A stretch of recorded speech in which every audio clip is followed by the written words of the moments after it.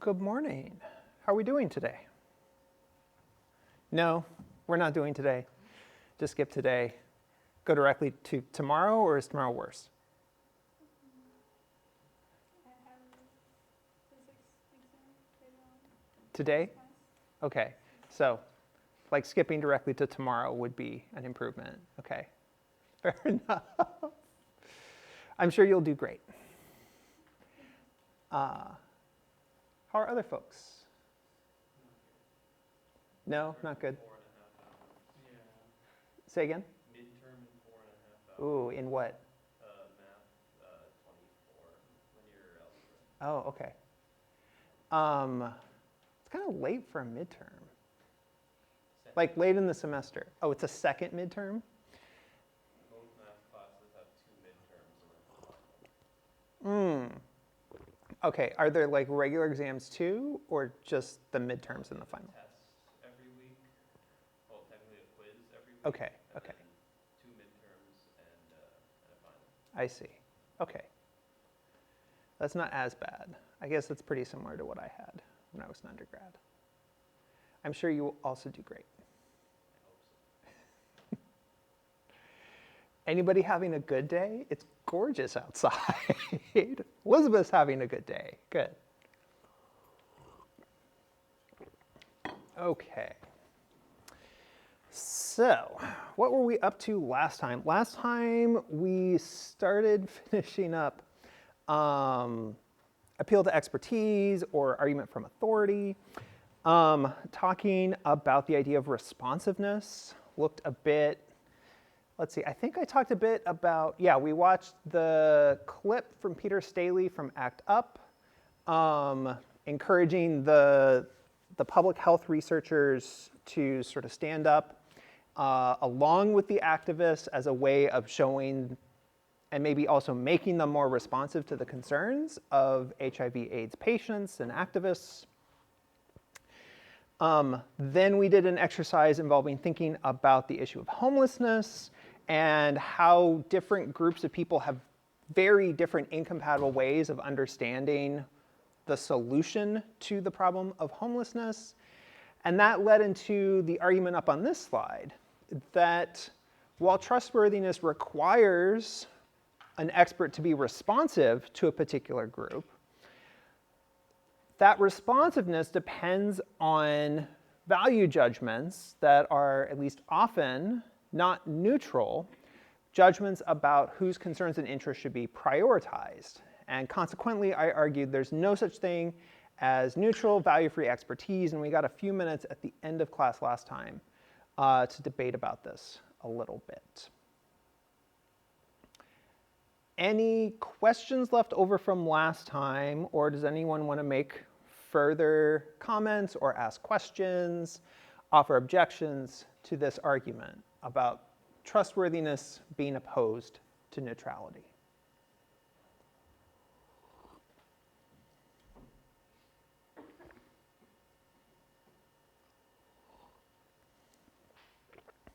Okay. So there is one more rule that we have for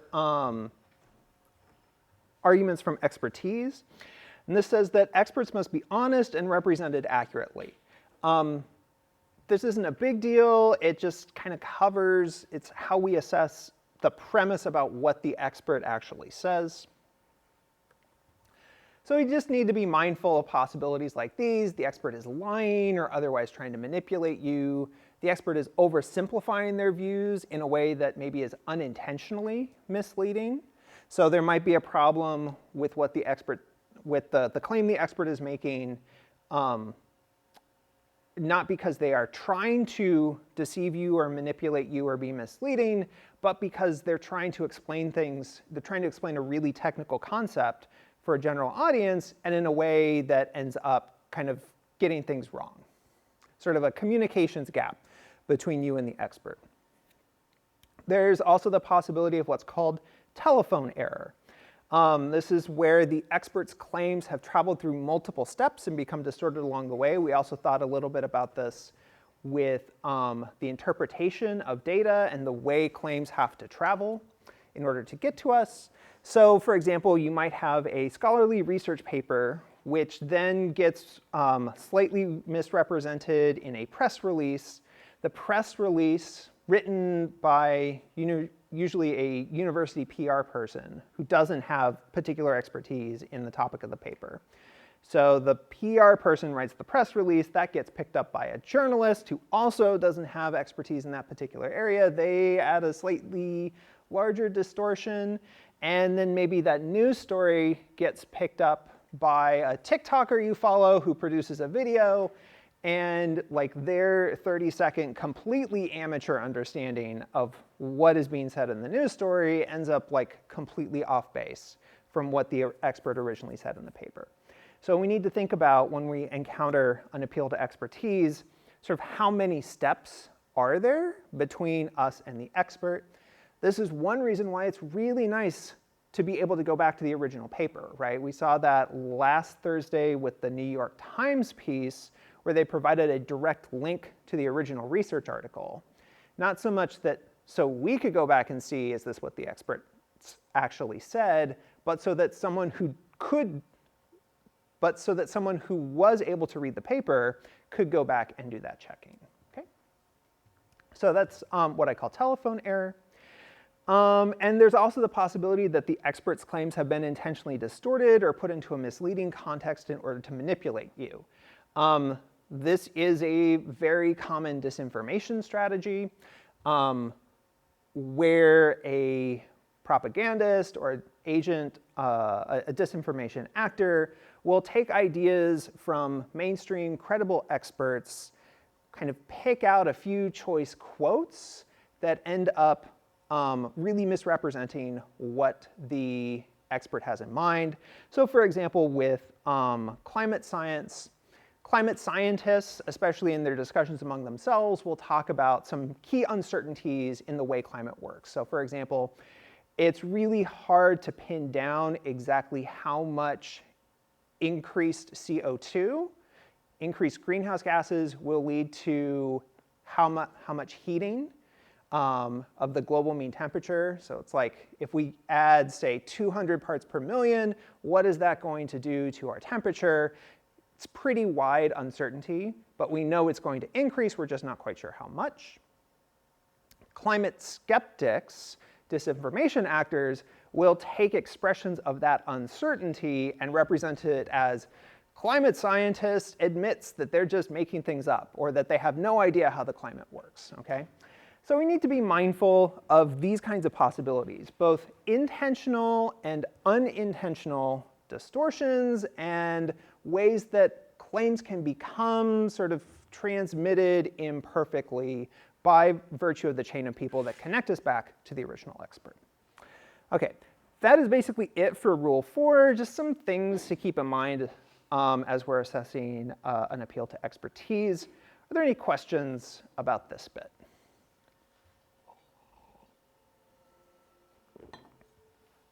Okay.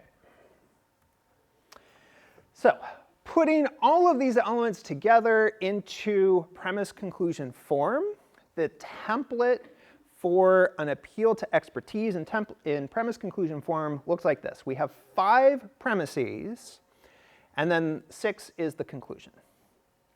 First premise, X is an expert in area A.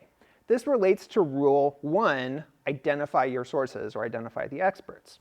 We need to know who the expert is, and we need to know what they're an expert in. Second premise, expertise in A is relevant to the claim Y. Or often in the examples, I phrase this as relevant to whether or not Y. Or sometimes you can get away with kind of a broader issue. Expertise in A is relevant to the economic causes of homelessness. Okay? But the purpose of Rule 2 is to address, the purpose of Premise 2 is to address Rule 2, is their expertise relevant to the topic at hand? So Premise 1, we identify the expert and what they are an expert in. Premise 2, we connect that area of expertise to the claim that's being made. Premises 3 and 4 relate to responsiveness. Premise 3 says that X is responsive to the concerns and interests of some group G. Premise 4 says we should assess trustworthiness from the standpoint of G. So for example, going back to our discussion of homelessness on Tuesday, I would argue that we should assess trustworthiness from the standpoint of unhoused people, because they're the ones who are most deeply impacted by the issue of homelessness. So I would want premise 4 to read that. We should assess trustworthiness from the standpoint of unhoused people. And then the question for premise 3 is whether or not the expert is responsive to the concerns and interests of unhoused people. That can often be really difficult to assess. I give some examples in the textbook, in the example arguments. Sometimes we can kind of figure out where sort of the loyalties of that expert lie. So for example, in one case, there's a software engineer and avid bicyclist and safer streets advocate. And based on that combination of things, we can infer pretty well that that person is responsive to the concerns and interests of pedestrians and cyclists. On the other hand, there's another example of a biostatistician at Harvard who's looking at the relationship between wildfires and COVID in California. I said it seems like the group that's most heavily impacted in that case is rural Californians. And I did a little bit of digging for about 10 minutes, and the biostatistician didn't seem to have any connection to California, much less rural California. So it seems hard to say that that is who she's responsive to the concerns and interests of. Oftentimes, you just won't have good information at all, and you need to fill these in as best as you can using your own judgment, but also recognize that insofar as you have to fill this in with your own judgment, that's an important weakness of the argument. Questions about that point? OK, so we're up through premise 4. Then premise 5 is just the claim that the expert makes. According to the expert, some claim Y. And this is where the rule 4 about this has to be an honest and accurate representation of what the expert actually thinks. That's premise 5. And then we have all of these pieces together. We have a expert who is competent, premises 1 and 2, and responsive to an appropriate group. That's premises 3 and 4. So this means this person is trustworthy. They're both competent and responsive. That's what premises 1 through 4 do. Then we have a claim that they make, premise 5. We put those pieces together. We have a trustworthy expert who makes a claim. That is a reason to accept that claim. Conclusion, therefore, Y. This was abstract. Yeah, we'll have time to work through one example of taking in an actual argument, putting it into premise conclusion form. And probably tomorrow you'll be talking a bit about working through assessing these. Are there questions at this abstract level about how this template works?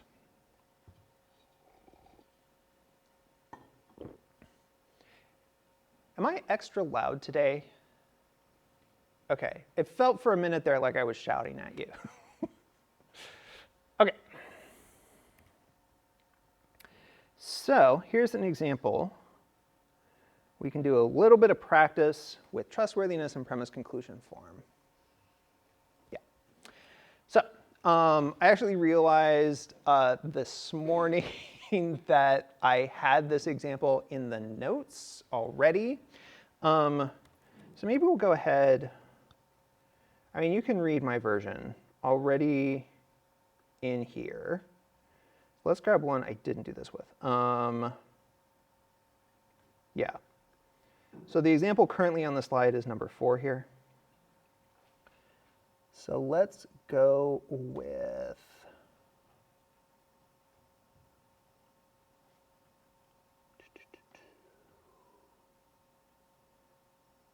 this is a relatively easy one.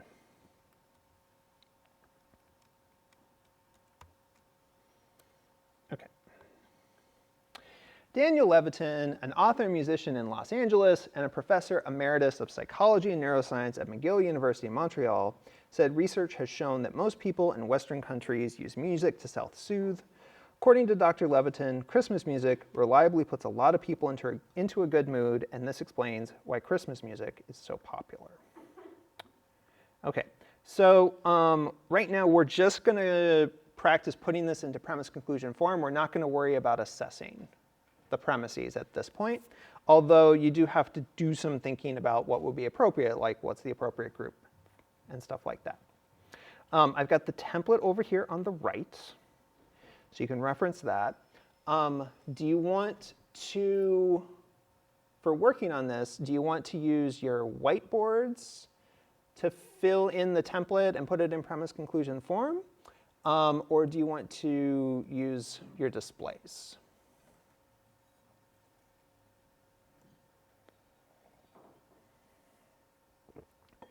No one has preferences.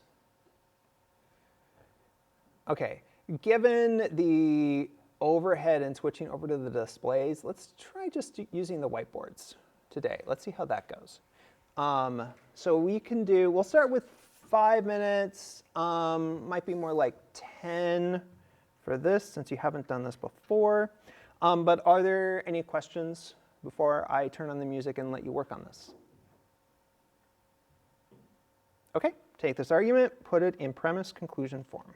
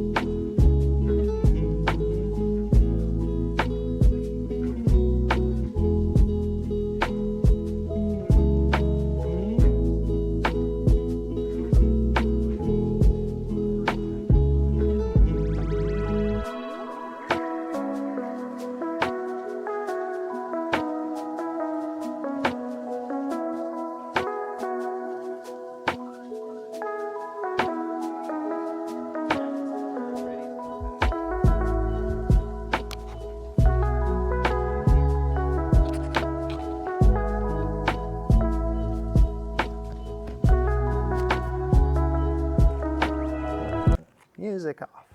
Okay. Good. So just walking through this. Premise 1. Maybe we'll just like go around the room. Starting at table 3. Premise 1. What have you got? We've got Daniel Levitin is an expert in psychology, neuroscience, and music.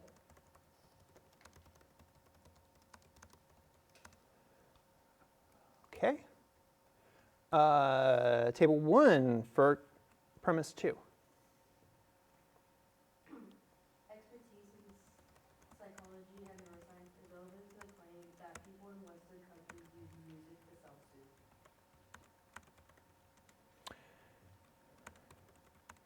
Is relevant to the claim that what? People in Western countries use music to self-soothe. Okay, I said this to, I think, 2 tables, but not to 2 others. There are at least 3 different claims here that could reasonably be read as the overall conclusion. Most people in Western countries use music to self-soothe. That's one possibility. Christmas music reliably puts a lot of people into a good mood. And 3, this explains why Christmas music is so popular. So sort of whichever of these 3 conclusions you chose, I think would be fine. Okay. That may create a little bit of trouble, a little bit of mismatch as we go through, but we'll see. Premise 3, table 9.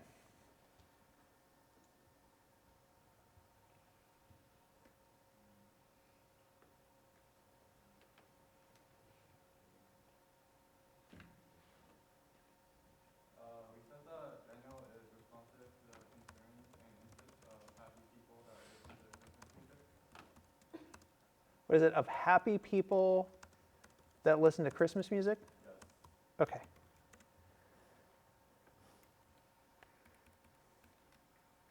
I guess we will go ahead and do you for 4 as well so that the groups match up. So we got the same G in both cases. So what did you have for 4? According to Daniel, Christmas music puts people in a good mood. That should be premise 5. Premise 4. It assess the trustworthiness from the sampling of happy people that listen to Christmas music. We'll come back to variations on the choice of group here in a second. Table 8 for premise 5. According to Daniel Levitin, Christmas music reliably calms people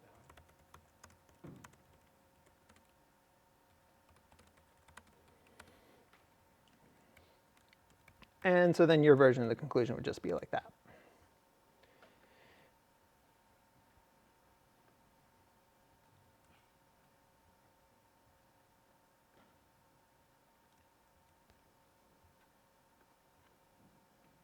Okay, good. Didn't seem like anyone had any big troubles. We're going to talk about the choice of group here in a second, but were there any concerns that or trouble people have putting this in premise conclusion form?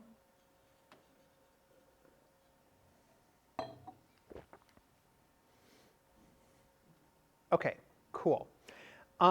How about the choice of group? So let's see, it was table 9 that chose happy people that listen to Christmas music. What were some of the other groups that other tables chose?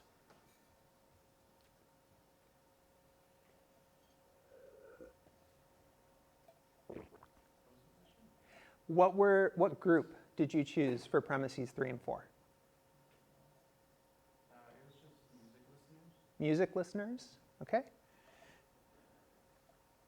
We chose people in Western countries. People in Western countries. And you also chose people in Western countries. Interesting. Yeah, I think these are all plausible. I think this is one where the stakes are kind of low. You know, who really cares whether or not Christmas music reliably calms people down? We might think about, is there a group of people, maybe not mentioned in the argument, where the stakes are high? is there a group somewhere out in the world who would have like a special interest in whether or not Christmas music reliably calms people down? Duncan, and then Sahana. I know of specifically one person who this topic is very important. Mhm. If I had to name the top 3 things my mother hates the most, it's the color purple, socks, and Christmas music. Ah, okay.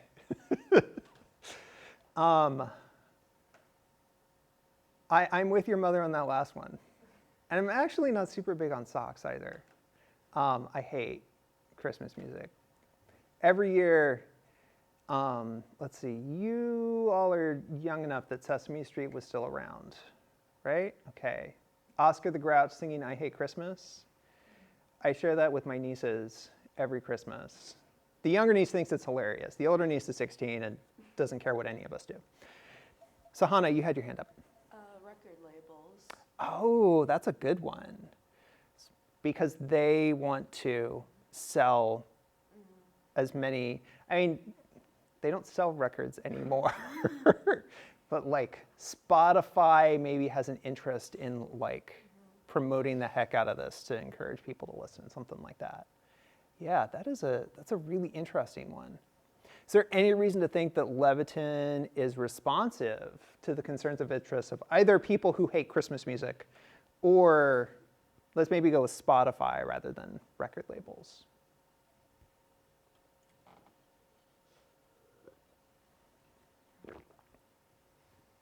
This is not meant to be a trick question. Is there any reason to think that Leviton is, no.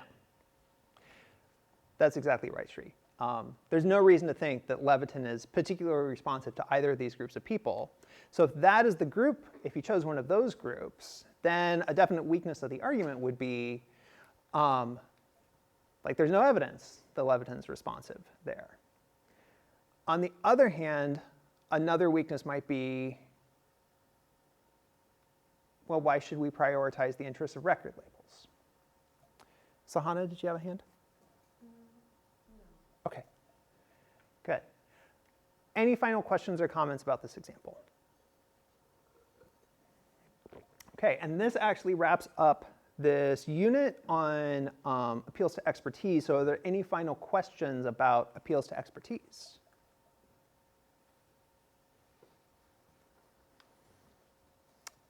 Great. Okay, let's talk about LLMs. So I did notice a couple people had this open, like they were still working on this during class. So the numbers might have changed very, very slightly from when I updated this about an hour ago, hour and a half ago. So the final counts, or at least final as of 90 minutes ago. So for the question, does the source exist?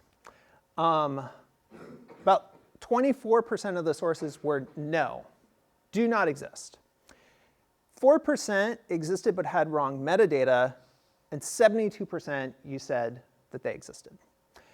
Just for comparison, the last time I taught this class, which was the first time I did this activity, in fall of 23, we had 40% no, didn't exist, 22% that existed but had the wrong metadata, and only 39% where they clearly unequivocally existed. So an interesting shift there. Significant drop in the no's and a big increase in like straight yeses without the metadata errors. Does it support the claim, which I didn't ask in fall of 23? So I don't have a comparison here. You said for 37% of the sources, no. It just clearly does not support the claim. About a third of the time, 32%, you were unable to tell. It seemed like this was often because they were either references to books, which you couldn't readily get access to, or because despite the instructions to include page numbers, the LLM didn't include page numbers, which was interesting. So that was about 32%. 8% said partially. I remember there was a comment that like the next page had the claim and actually provided support, but very few said partially, and only 23% said unequivocally yes. this supports the claim. So interesting results. Two questions just as we're thinking about these initial results. Is this surprising or was this surprising to you? And second, do you have any interesting observations? I'm not looking for anything in particular here. This is just, as you were going through this exercise, did you kind of realize anything or notice anything that would be interesting to share? Maybe let's check in with tables for a few minutes first so everybody gets a chance to talk about this, and then we'll discuss as a class. So are you surprised at sort of the distribution of the sources existing and whether or not they support the claim? And were there any other interesting observations you have? We'll go, I don't know, 5 minutes or so on this.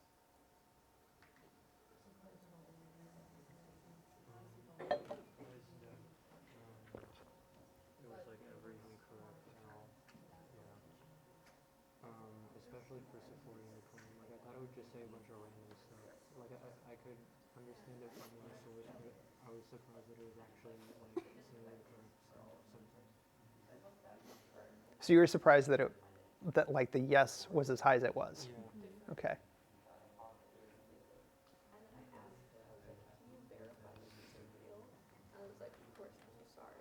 And then it gave me links, and like the DOI link just was, it did not work. It didn't connect to anything. So, Which thing did you do? like which AI? Yeah, I'm just curious. No, like Oh, which topic. topic? I want to see if, The use of AI in artwork. like what it tried to cite. I did Project 2025, that one, Mm-hmm. and I thought it was interesting because only one of my sources I couldn't find.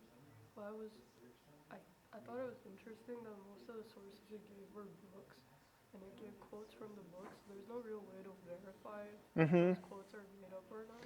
Unless you track down the books and you have the page numbers. And And Yeah. also, because I did use ChatGPT once to get quotes from. They did not know one about that. For like, Mhm. I think it was Catcher in the Rye when you read that at least. Mm. I got the quotes from that, and like all the page numbers were wrong, so I don't know if you gave the right page numbers. Yeah.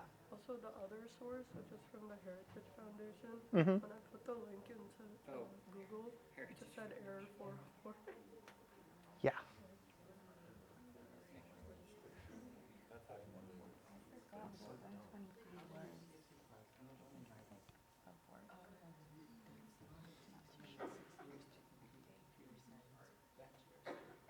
So, what do you think?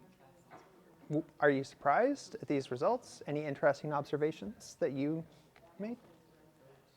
I found it surprising mine was able to get the like exact section down, Mm-hmm. but just not the direct quotes. That's very interesting because when I asked it about, That was pretty a very interesting. technical topic, I had it generate a paper Yes, on was so high on almost every single thing that it cited was a hit. that you said. Yeah. The things that I I think that might be actually verified, that ChatGPT itself, or maybe I can tell you that those processor are do algorithm. actually. Yeah, the hallucination thing is something, like that's one of the big concerns with the technology, right? And so it looks like they probably invested a lot of effort into try to getting actual sources in there, but not actually in ways that support the claim. Yeah. Other observations? Probably would have been fine for a lot of mine if it just didn't choose to use direct quotes. Hmm. So if it were paraphrasing, Yeah, you would have said support more often? yeah, because the sections are right, just not the like quote doesn't exist. Hmm. Did people notice that too? Or maybe you weren't looking as closely. All of mine, Uh-huh. or I should say none of mine, actually provided like the page numbers or the, just any specifics. It just said it was a part of this journal, but it was like, some of them were 200 pages, others were like Yeah. 700 pages. So, And you used, like you used my version of the prompt where it said like include page numbers? yeah, and it didn't for any of them. Yeah, it's interesting. Okay, let's come back together.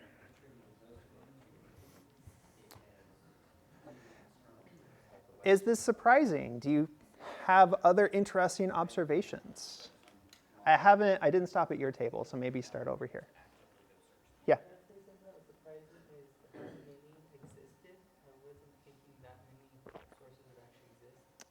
Yeah, I think I've heard that at every table, that people were surprised that the source existing, yes, was so high. It seems like people were expecting like just wild hallucination of the sources. Duncan? So, the noteworthy observation that I would like to make here is that it's, at least in the case of what I asked it to do, which was a very technical subject, I asked it to talk about Hawking radiation, which is a rather uncontroversial at this point property of black holes that's been known since the 70s or whatnot. And for this very technical subject, almost every single thing that it came up with as a source was an exact hit. It actually had a handful more sources that I do believe actually existed, but were over the required quantity. And on top of that, almost every source it provided said the things that it claimed it said. So I suspect that it does very well on technical subjects. I imagine if we were to ask it more about STEM fields, it would do very well in that, which makes sense given the type of training that it's being designed to be better at. But also, it's just kind of interesting that it seemed to do well with that type of subject. It might just be because it's less controversial, and so it has less apprehension about using that data. I don't know.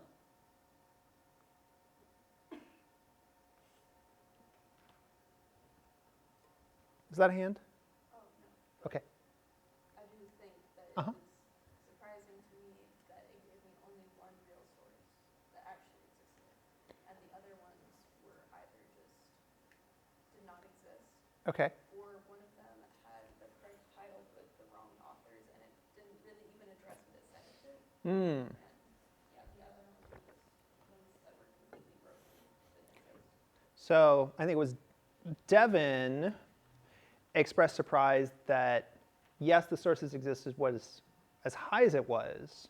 And it sounds like you were surprised that it was super low in the case of your particular one. Yeah. Oakley?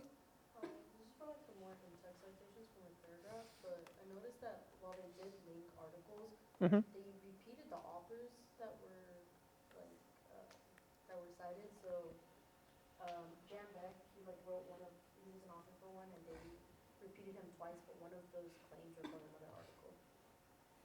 Yeah, for some particular topics, like I've noticed this in my experiments with the student loan forgiveness topic. There's someone named Dynarsky, and it really likes to include references to this Dynarsky person. Even stuff that has, like, doesn't seem to be what Dynarsky actually does. But somehow that topic, LLMs really like to include references to Dynarsky for stuff on student loan forgiveness. Yeah, okay.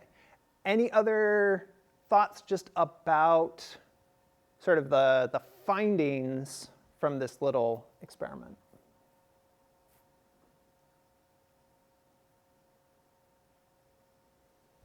Okay.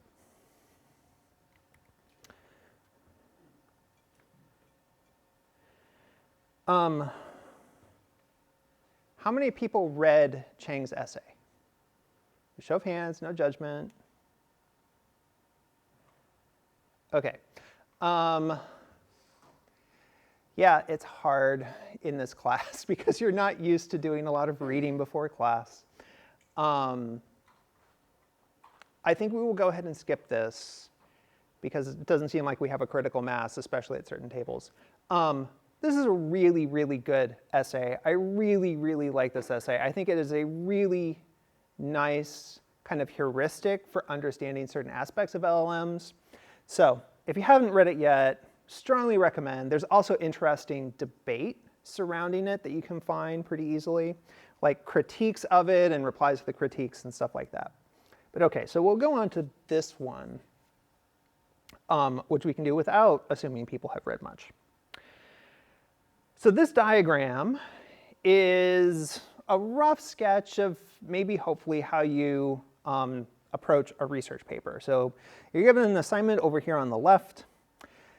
You draw on your background knowledge and maybe like some library searches and stuff like that to identify sources. So you're combining your background knowledge with stuff you're getting from particular sources, maybe named in the prompt, maybe that you find in some other ways.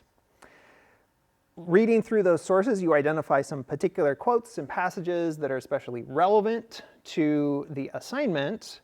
Then you draw on your background knowledge, stuff you've learned in the class, plus particular stuff you're getting from those sources, and put those together to create the text of the paper. And then at the end, you take the sources that you quoted or paraphrased or cited and put those together into a bibliography. Does this seem like a reasonable high-level description of how you, a human, use sources to write something like a research paper? I see nods. I see no major objections. OK, so the question to discuss in groups now is, how do you think this process is the same or different for large language models, for ChatGPT or Claude or whatever? Maybe you think it's exactly the same. Maybe you think it's quite different. I think we have like some CS majors kind of scattered at certain tables rather than others. They might have extra insight. But yeah, like how, to what extent and how would you redraw this diagram to describe, say, what ChatGPT is doing when you give it an assignment prompt and ask it to use sources? Question clear enough? We're going to discuss at tables, but question clear enough? OK, we'll go at least 5 minutes at tables on this.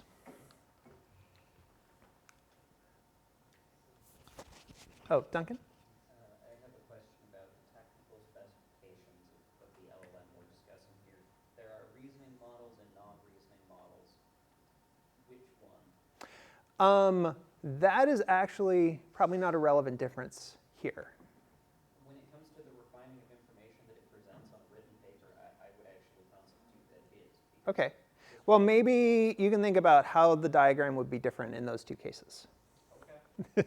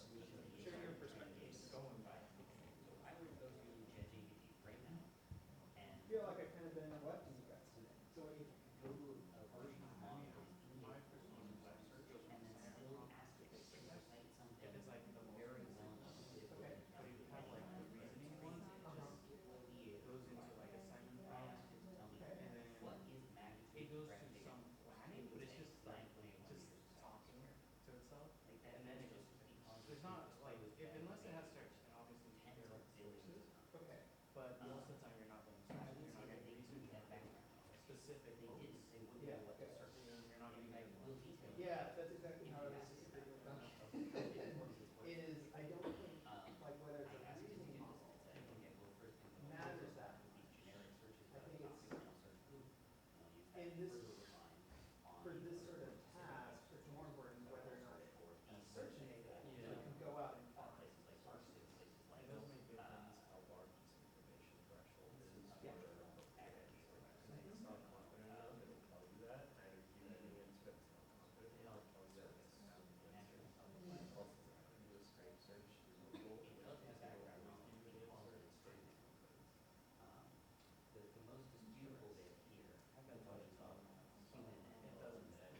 Does it often say it's wrong? because it's Is not it good at pulling the Yeah. sources process from that those goes claims. through Uh-huh. when It's you pulling have from those those claims claims and and you're trying to finding break down your sources. sentence, search for It is keywords, been search for exposed those to keywords in the really database, long and then find text matching machine files, models. search for information matching Um, keywords. If there's enough we know that this information that it's database can be done deemed without using a highly reasoning model, confident, in it'll my give view. you that. If there's not, then And it on does a just a straight default search based through on Google, LLM, like a Google the thing API, that they do is and they if are that predictive has text enough, it'll cells send you with it. If all it's of not, it'll send the you a very page good to tell you that text it's not. models. They've been trained on seeing so many instances Nick, of yeah, logic thoughts? and reasoning that they can pretend to make a simile. One to me, language Linear training model, which algebra. is just the kind of one, like if you open your foreign text messages At that best, have the not one autofill word. word a bunch of times, Yeah. that's the equivalent of what he expressed to me. Like the one that just fill in the next most predicted word. They can't see that you're going to say sources work backwards and you claim from. Oh, okay. That's where the Well, but I I thought, say the first word that comes to your mind. didn't I see you And I also tell using you like Copilot or something like nothing that about in VS Code with it? how Oh, cheese okay. you are using incorrect things. I would not use that. I mean, they're great for like, if you have a specific like generic answer you want to see how to get to my source, but if they're not great for specific answers. And then you have Not for specific specific. applications to pull them and open up this to make this more accurate. It has background knowledge. It uses that to find passages, and then it uses it to find its sources. It's to connect sources to passages that it's already done. Okay, let's come back together. Got about 10 minutes. How would this diagram need to be modified to reflect what an LLM is doing, you know, if you have it write something that's supposed to look like a research paper? Thoughts? Duncan? I beg your shock that I'm willing to talk on this subject. So the main distinction that I would constitute here Uh-huh. is it does this step in reverse, and it also uses its background knowledge to select sources. So what I'm saying is, what it will do is it will have some background knowledge present from its training. If I were to tell an instance of ChatGPT to Mhm. what the gravitational, the magnitude of gravitational acceleration on Earth is, I suspect it would be able to tell me that, even without checking the internet, because it's been exposed to it tens of billions of times during training. However, what you do when you ask it to generate sources Uh-huh. is, because it is a predictive text algorithm, it can only work linearly one token at a time going Mhm. forward. It will make a claim, and then once the claim is made, it says, oh, I need a source for this claim. And then it will try to find a source for the claim. So it uses the data that it has from its background knowledge to inform how it generates its particular quotes and passages. Then it uses that background knowledge to find sources that it can attach to those quotes. And then that is what ends up going into the paper. So unlike a human, it does the process in reverse, which makes it very prone to just saying incorrect things and then having to try to come up with a source. And if no source exists, then it's going to come up with something that looks like a source. Okay, so is this right, what I have up now, where you give it the assignment prompt, it has its background knowledge that's sort of embedded in the weights of the neural network. It uses that to start generating the text of the paper. Then it goes, finds sources, gets quotes, and then, Put these two steps in parallel. Which two? Sources and particular quotes and passages. Okay. Because what it's doing is it will look for things that support what it has already said. And because it can't edit what it has said without being a reasoning model, Uh-huh. it will just generate what it knows and then try to reinforce that with sources, which is, in fact, something that as humans we are specifically told not to do when writing a paper. I would also assert that a reasoning model does behave slightly differently because they have the opportunity to go back and edit what they've said. So if they see something truly egregious, like citing a source about the moon when talking about the sun, they'll say, wait a minute, I should change this sentence. And then they'll do the process over again until they find something that isn't so egregious that they notice it. Okay, so the key part here is there's sort of a loop on your model where we have the paper text, and then it goes and finds some sources and quotes, maybe back and forth between these for a bit, and then adds those to the paper text? No. Okay. Again, it finds sources and it finds particular quotes and passages at the same time Okay. based on its background knowledge. So more like smush these two together. Yes. Okay. That seems suitable. Okay. For a lot of models, this is incorrect. For a lot of models, this particular step is incorrect. We were talking about it at table 8. How does this model get things wrong when it comes to sources? Folks at table 8? Because like for sources, it's because it doesn't really have a direct access to sources. Yeah. So it can't really bring a source unless you have like a search option, or I guess like you give it some like source information. Yeah, good. So recently, commercial LLMs, so like you go to ChatGPT and there is a search option. Claude, just as of last week or something like that, has a search option. This means that the LLM can go and do a web search to identify sources, and then pull the text of those. So with search enabled, it can go and find sources. It can, what it's actually doing is actually picking out particular passages and incorporating those in, rather than reading the whole source and identifying parts. But this is a pretty new feature. A lot of, for ChatGPT in particular, if you don't have search enabled, it doesn't have access to sources at all. In which case, it doesn't have access to sources. Oh, come on. There you go.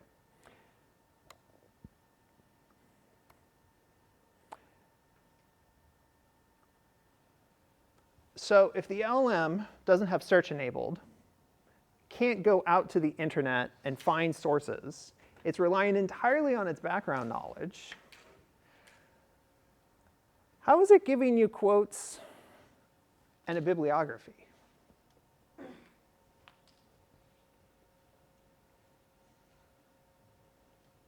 Maybe somebody at table 9 have thoughts? Jack? It absorbed citations from, when I was reading academic papers, I saw kind of related topics. Mm-hmm.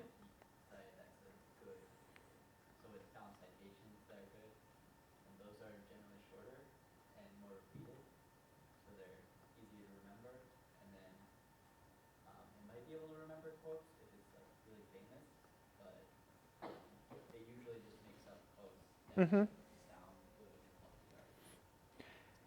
Yeah, so that might look something like this, where particular quotes and passages and bibliography entries are bundled into the model's background knowledge.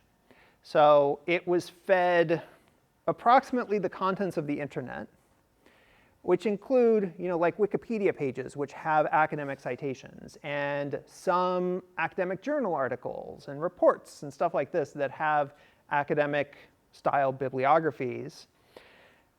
So it has quotes, it has references to ideas by authors, so connecting particular ideas to names and things like this, and bibliography entries. And these all get bundled together into the background knowledge that's used to produce the text.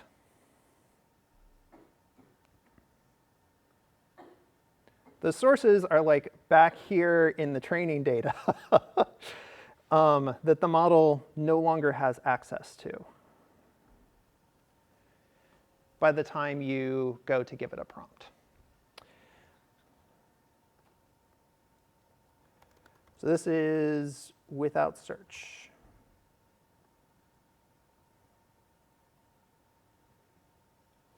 Questions or comments on that? Okay.